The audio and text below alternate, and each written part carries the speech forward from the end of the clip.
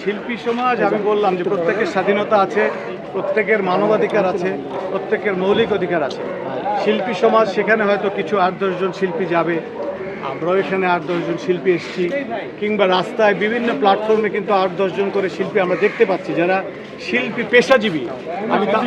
আমি তাদেরকে বলছি হ্যাঁ, এখন যেটা বলতে চাই সেটা হচ্ছে যে প্রত্যেকটা মানুষের গণতান্ত্রিক অধিকার আছে কথা বলার, এবং প্রত্যেকটা মানুষই ন্যায়ের পক্ষে কথা বলবে, এটাই আমি চাই। আমি চাই না যে বাংলাদেশ পিছিয়ে পড়ুক, আমি চাই না যে একচ্ছত্র আধিপত্য মানে অনৈতিকভাবে কেউ করুক, আমি সেটাই চাই। কিন্তু শিল্পীরা যেটা করবে, আমি শিল্পীদের কাছে আহ্বান করব যে আপনারা একটা কথা মনে রাখতে হবে যে আপনাকে স্পেকুলেটিভ হতে হবে, সুদূর প্রসারী চিন্তা ভাবনা থেকেই আপনার নেতৃত্ব আসা উচিত।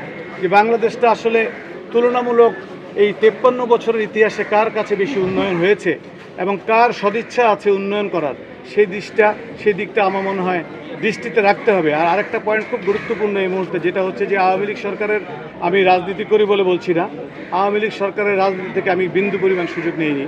আমি আমার অধিকার যোগ্যতা দিয়ে যতটুকু পারি ততটুকুই করি, এর বাইরে কেউ বলতে পারবে না যে 1 টাকা সুযোগ কারো থেকে কোনো মন্ত্রী মিনিস্টারের থেকে নিয়েছি, নোবডি, কেউ বলতে পারবে না। কিন্তু যেটা মেসেজ দেওয়ার আছে জনগণের উদ্দেশ্যে, জনগণের মৌলিক অধিকার চাইবে, এবং যারা ক্ষমতায় বসে আছেন তাদের উচিত হবে এগুলোকে সম্মান জানানো।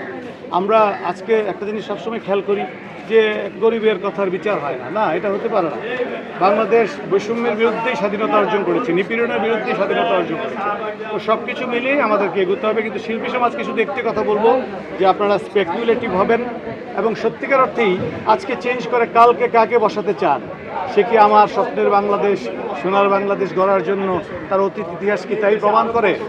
আমি শিল্পী সমাজকে শুধুমাত্র সেটাই অনুরোধ করব, আর কিছু নয়। আর পাশাপাশি বর্তমান সরকারকেও আমি একটি অনুরোধ করব, যারা যারা দুর্নীতির দায়ে চিহ্নিত হয়েছেন অবশ্যই তাদেরকে গুরুত্বপূর্ণ পদ থেকে সরিয়ে দেওয়া উচিত এই মুহূর্তে। এতে আমার কোনো বিন্দুমাত্র কোনো ভয় নেই, ডর নেই, লজ্জা নেই।